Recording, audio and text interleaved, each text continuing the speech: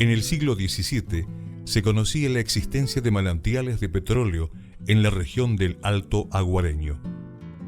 También, en 1907, Francisco Tobar de Zaragoza, España, encuentra petróleo en la quebrada de Galarza, mientras que el doctor Guido Bonarelli comprobó la existencia del oro negro a la orilla derecha del río Bermejo, en Vado Hondo, donde localizó un manantial al norte de Madrejones, en la Sierra del Alto, todos ellos situados en los ejes anticlinales.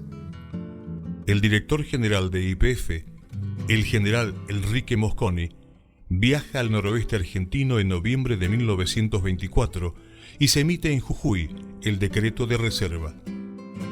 Salta lo hace 2 días después, quedando suspendida la admisión de cateos por 5 años. Los vecinos de Campo Durán, acostumbrados a su soledad y a su rutina agrícola y ganadera, pronto se vieron, en los años finales de la década del 40, sorprendidos con la instalación de un campamento próximo al río Itilluro, que iba en aumento de personal a medida que la necesidad petrolífera así lo requería.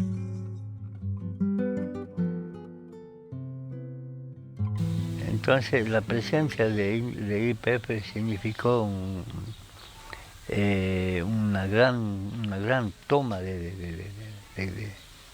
mucha gente encontró trabajo seguro en YPF y la actividad agropecuaria decayó. Mensaje al Congreso de la Nación en 1919 a cargo de Hipólito Yrigoyen. La riqueza petrolífera del país es, sin duda alguna, más que suficiente para proveer al consumo interno de este combustible líquido. La posibilidad de producirla en condiciones económicas para competir con el producto extranjero está comprobada. De manera que la inversión de mayores capitales no podrá ser obstáculo para su desenvolvimiento si con los que se espera contar no fueron suficientes. Donde ya surgió el petróleo y vinieron las grandes empresas, aquí hubo un gran incremento de población, pero lamentablemente transitoria. Esa fue la época de oro del pueblo de Aguaray.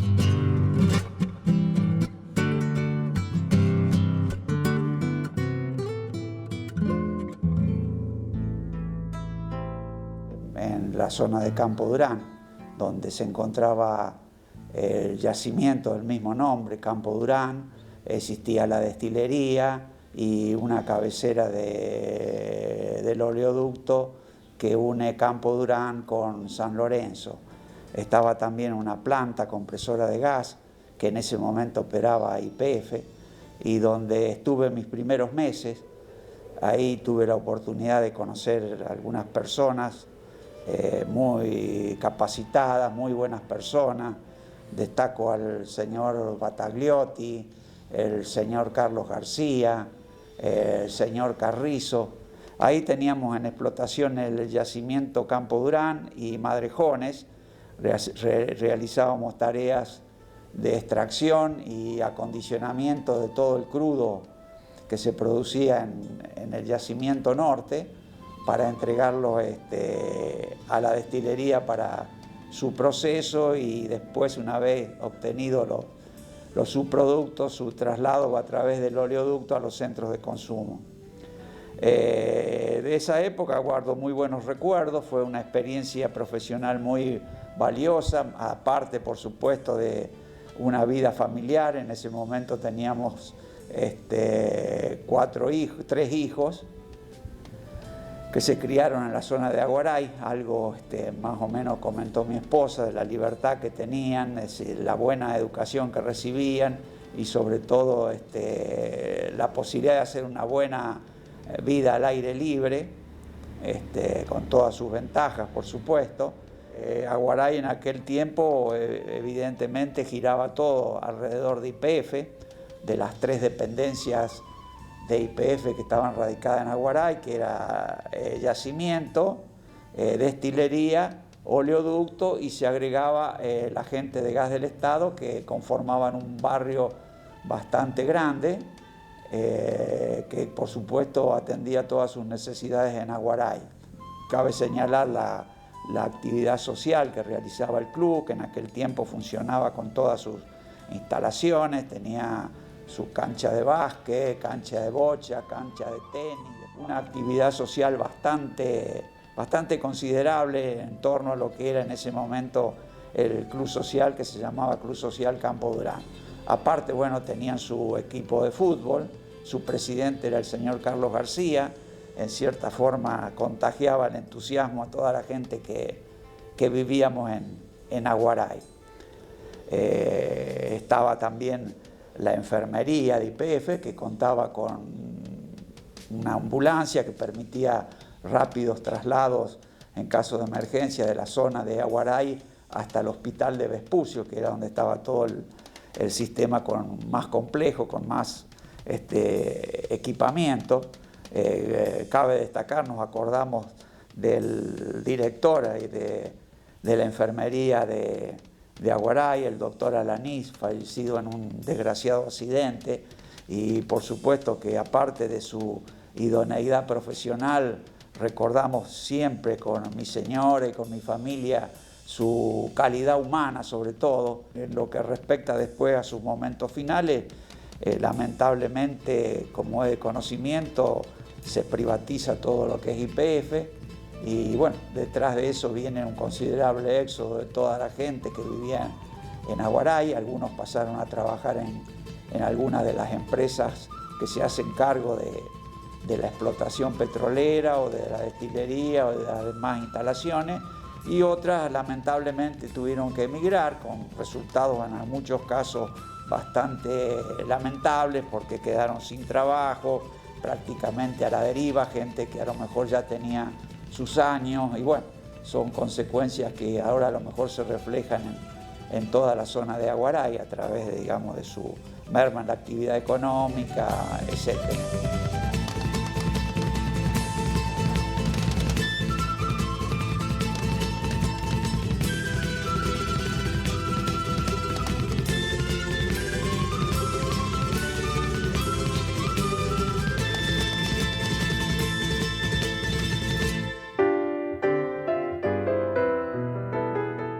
El 7 de noviembre de 1930, el reverendo padre Pedro Borghini, vicario cooperador del centro misionero, se trasladó al pueblo de Aguaray para atender las necesidades espirituales, hecho que se materializó con la llegada del padre Fray Angelico Cipioni un 10 de noviembre de ese mismo año, con el propósito de levantar una capilla, aunque sea de madera, regresando a Tartagal el 10 de enero de 1931, después de haber cumplido con este trabajo.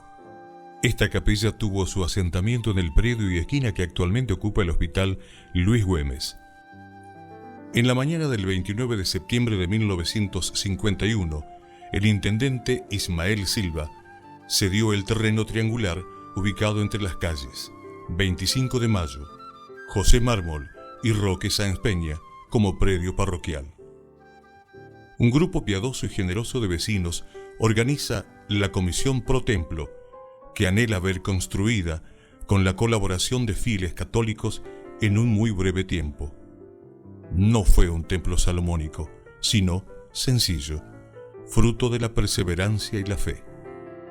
El 12 de junio de 1938 se procede a la bendición de la nueva capilla, la cual estuvo a cargo de su excelencia Monseñor Roberto José Tabela, arzobispo de Salta, acompañado de su secretario Monseñor Miguel Ángel Vergara.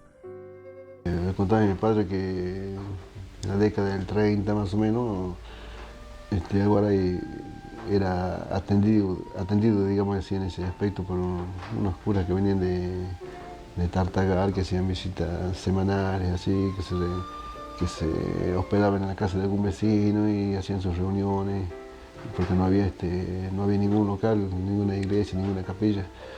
Después, posteriormente, se construyó una capillita de madera acá en el predio donde está el actual hospital.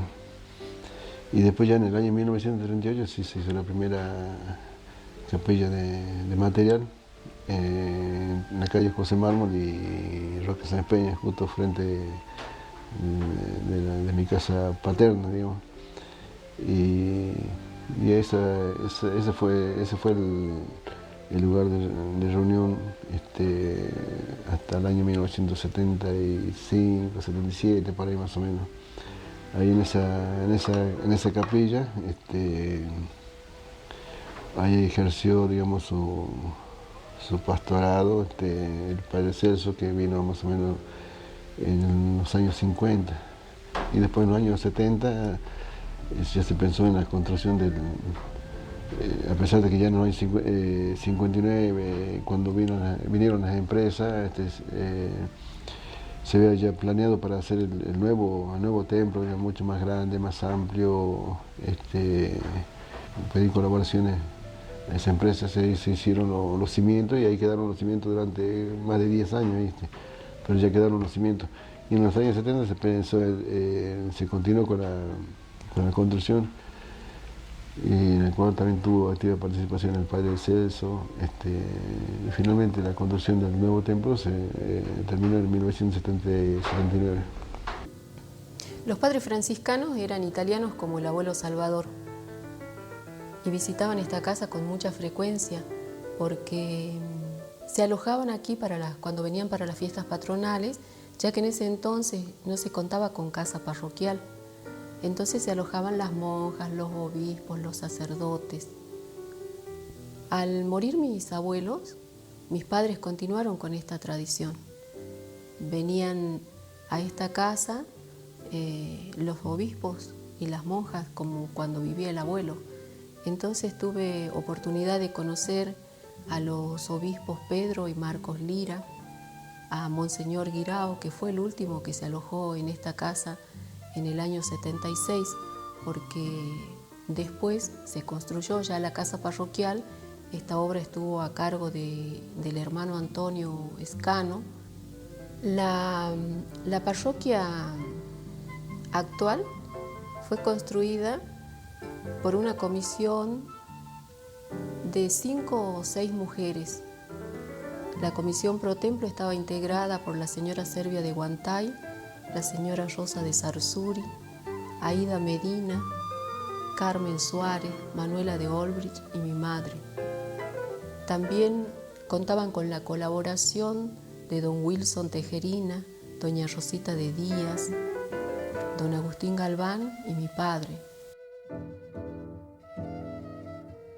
El día domingo 7 de octubre de 1979, fecha en que se celebra la festividad de Santa Teresita del Niño Jesús, se programó por decreto parroquia al Templo Franciscano de Aguaray, nombrándose cura párroco al padre Fray Antonio Dantini durante la misa solemne celebrada por el Monseñor Juan Martín Aguirres. El 8 de septiembre de 1980, bajo la resolución municipal del señor Ángel Eduardo Blasco, se declara feriado patronal en toda la jurisdicción en honor a Santa Teresita.